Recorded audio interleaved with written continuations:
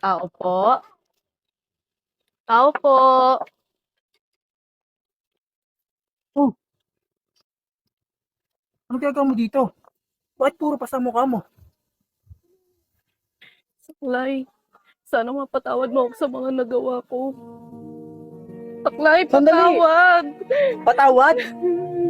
Pagkatapos ng ginawa mo sa akin, saka kahingi sa akin ng tawad? Ang lakas ng loob mo humingi ng tawad.